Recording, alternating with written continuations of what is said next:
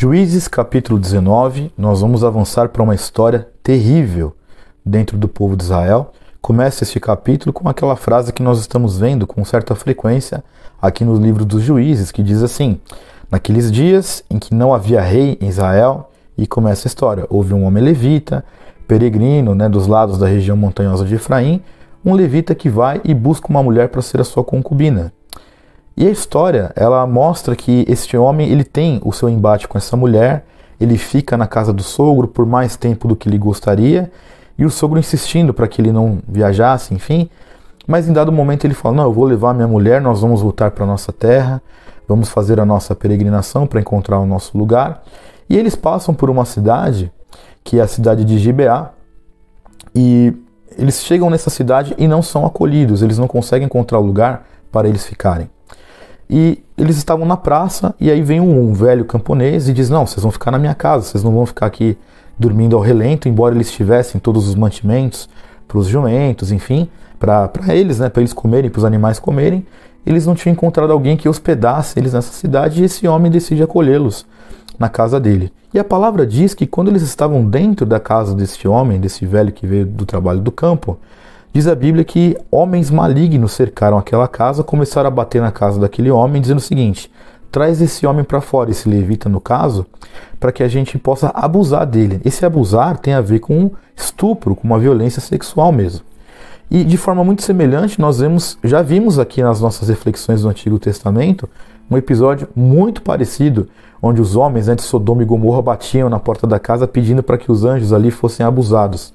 Aqui a diferença é que eram levita, não eram anjos, Então, no fim, a corrupção era tão grande que esse tipo de pecado, eles não tinham nenhum crivo, nenhum senso moral de justiça, nem nada. Eles queriam aquele homem para que ele fosse então abusado. E aí o homem falou: pelo amor de Deus, não façam isso com o homem. Olha, está aqui a concubina deste homem, está aqui a minha filha virgem, vocês façam com elas o que vocês quiserem, mas não ponham a mão sobre este homem. O levita entregou a sua concubina para aqueles homens. E a palavra nos mostra que eles abusaram, ou seja, estupraram, violentaram ela a noite inteira até pela manhã. E quando estava já amanhecendo, eles deixaram ela.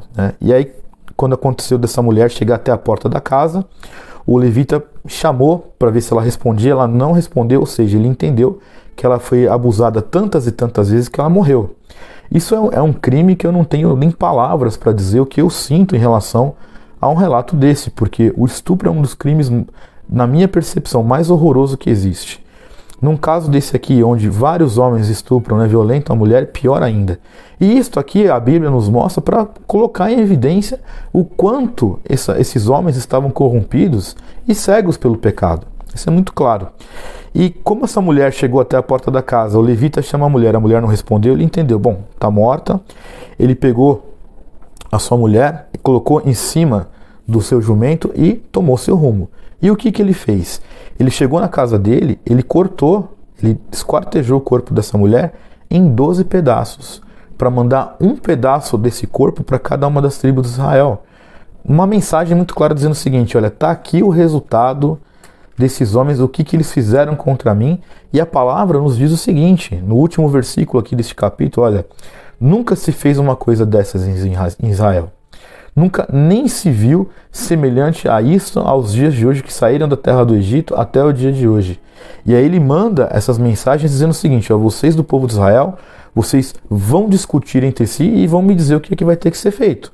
Porque o contexto aqui todo era: olha, estou mostrando aqui para vocês, chegou para vocês um pedaço da minha concubina que foi abusada e estuprada a noite inteira por aqueles homens. Foi por isso que esse levita mandou isso. E isso que aconteceu, há uma discussão ainda no meio teológico dizendo o seguinte, que esse nunca se fez uma coisa semelhante. Não se diz se é sobre o esquartejamento ou se é sobre o estupro.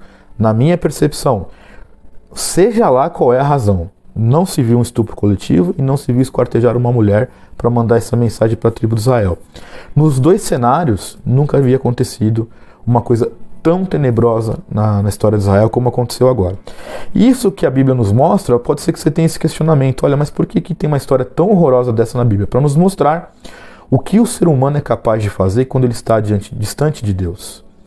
Como nós começamos este capítulo, dizendo, olha, naqueles dias não tinha rei, em Israel cada um fazia o que queria, o que achava por certo, diante dos seus próprios olhos. O homem, sem Deus, sem a orientação de Deus, sem uma hierarquia a qual ele tenha que ser dominado, filtrado, aonde ele tenha limites, ele é capaz de fazer esse tipo de coisa.